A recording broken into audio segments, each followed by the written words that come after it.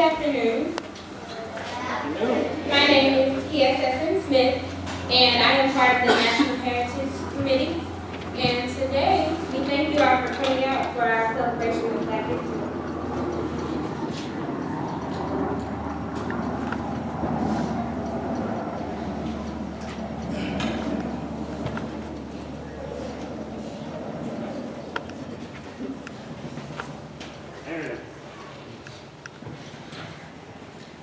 This year, America will celebrate the 50th anniversary of the Civil Rights Act, one of the greatest legislative accomplishments of the 20th century.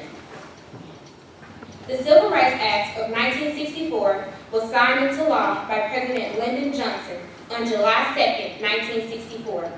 The signing ceremony represented a personal triumph for Johnson, who lobbied tirelessly on behalf of the bill. Johnson considered the act his proudest legacy. The Civil Rights Act prohibited discrimination on the basis of race, color, religion, sex, or national origin. The act did not resolve the problems of discrimination. However, it opened the door to further progress by halting the practice of Jim Crow laws that imposed racial restrictions on the use of public facilities, job opportunities, and voting, as well as by limiting federal funding for agencies practicing discrimination.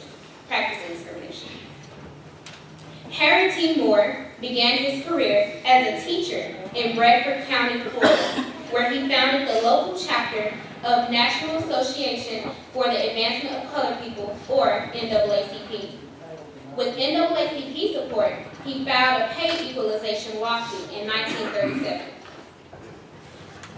In 1951, Moore helped win appeals for 2 black teenagers convicted of raping a woman in Groveland.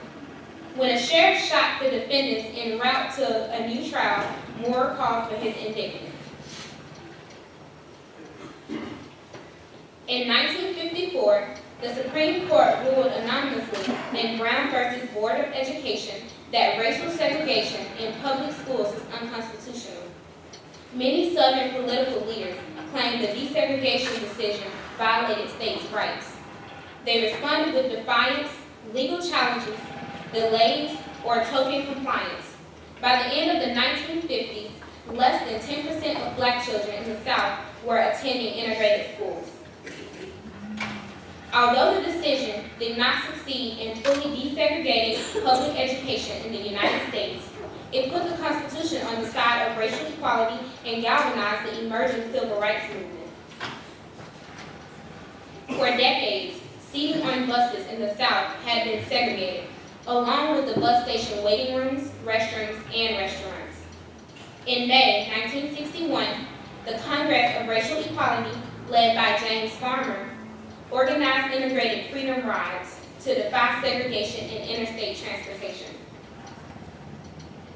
The freedom rides tested the United States Supreme Court decision, Boynton v. Virginia, which ruled that segregation was unconstitutional for passengers engaged in interstate travel.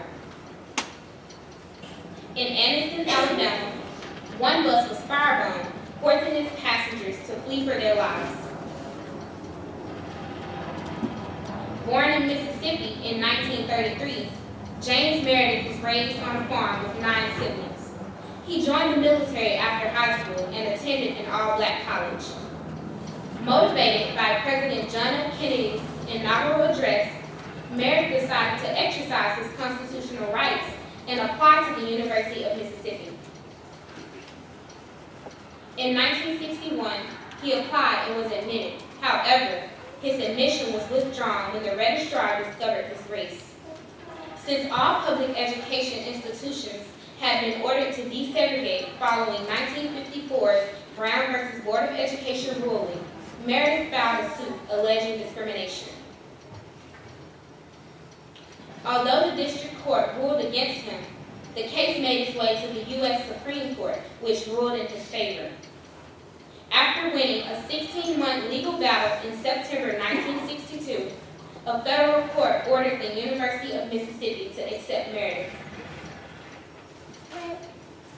Rioting erupted, and Attorney General Robert Kennedy sent 500 U.S. Marshals to the scene. 2 men were killed, and more than 300 injured in the turmoil.